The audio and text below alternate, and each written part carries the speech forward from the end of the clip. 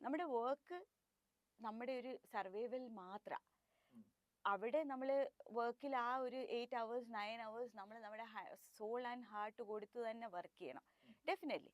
പക്ഷേ അതല്ല ultimate life. അതിൻ്റെ ബിയോണ്ട് നമ്മളെന്നുള്ളൊരു ഐഡൻറ്റിറ്റി ഉണ്ടാവും, നമ്മളെന്നുള്ളൊരു പേഴ്സണാലിറ്റി ഉണ്ടാവും. അതിൽ എനിക്ക് ഇവാലുവേറ്റ് ചെയ്യാൻ കഴിയണം, ഞാൻ ഈ ഫീൽഡിലേക്ക് കുറേയും കൂടെ ബെറ്റർ റിസോഴ്സസ് കൊണ്ടുവരാൻ വേണ്ടിയോ അല്ലെങ്കിൽ എൻ്റെ ഗ്രോത്തിന് വേണ്ടി ഞാൻ എന്താ ചെയ്തത്, എന്തെങ്കിലും എനിക്ക് വേണ്ടി പഠിച്ചോ, ഒരു ബുക്ക് വായിച്ചോ, എന്തെങ്കിലും കാര്യങ്ങൾ എനിക്കായിട്ട് ചെയ്തോ എന്നുള്ളത് ഞാൻ അറിയണം. അതേപോലെ പ്രൊഫഷണൽ ലൈഫിലും കമ്പനി ആയിരിക്കില്ല അത് അൾട്ടിമേറ്റ് നമ്മുടെ ടാർഗറ്റ്. അവിടെയും നമ്മുടെ ഗ്രോത്ത് ആയിരിക്കണം അല്ലേ? നമ്മുടെ ഗ്രോത്തിൽ കൂടെ കമ്പനി അതിൽ കൂടെ ഗ്രോ ആവുക. പലപ്പോഴും സംഭവിക്കുന്നത് കമ്പനിക്ക് എപ്പോഴും റീപ്ലേസ്മെന്റ് ഉണ്ട്. നമ്മൾ അറിയേണ്ടത് നമുക്ക് റീപ്ലേസ്മെന്റ് ഉണ്ടെന്നുള്ളതാണ്. അങ്ങ് വർക്ക് ചെയ്യും, കുറച്ച് കഴിയുമ്പം കമ്പനിക്ക് ചിലപ്പോൾ പുതിയ ആളുകളെ സബ്സ്റ്റിറ്റ്യൂട്ട് കിട്ടും, റീപ്ലേസ്മെന്റ് കിട്ടും. അപ്പം തൊട്ട് ചെറുതായിട്ട് അവർ ചെറിയ ചെറിയ ഹിൻഡ് കൊടുത്തു തുടങ്ങും. പുതിയ പിള്ളേർക്ക് ഇവരെക്കാട്ടും ബെറ്റർ സാലറിയിലൊക്കെ ജോലിക്ക് കയറും. അപ്പോൾ ചിലപ്പോൾ അവർക്കതങ്ങോട്ട് വിഷമം തുടങ്ങും.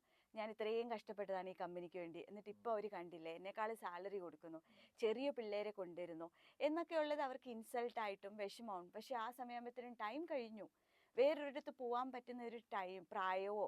ചിലപ്പം ഞാൻ കണ്ടിട്ടുണ്ട് ഒരു ബയോഡേറ്റ പോലും സ്വന്തമായിട്ട് പ്രിപ്പയർ ചെയ്തിട്ടില്ല, കാരണം ഒരു കമ്പനിയിൽ അങ്ങ് കംഫർട്ടബിൾ ആയിട്ട് ഇരിക്കുകയാണ്, അപ്ഡേറ്റ് ചെയ്തിട്ട് പോലും ഉണ്ടാവത്തില്ല. അപ്പോൾ പുതിയൊരു കമ്പനി പോയി ഒന്നേന്ന് തുടങ്ങാന്നുള്ളത് ഇവർക്ക് ഒരിക്കലും ചിന്തിക്കാൻ പോലും പറ്റാത്തതായിരിക്കും. പക്ഷേ പിന്നുള്ളത് ഇവിടുന്ന് ഒരു പുഷിങ് ആയിരിക്കും, കാരണം ഇവിടുത്തെ ഇൻസൾട്ടും വിഷമങ്ങളും എല്ലാം സഹിച്ച് ജീവിതം കംപ്ലീറ്റ് തീർന്നു, ഏത് മൊമെൻറ്റിലും ജോലി പോകുമെന്നുള്ളൊരു ഫിയറിൻ്റെ മേലെ ജീവിക്കുന്നവരെ നമുക്കറിയാം.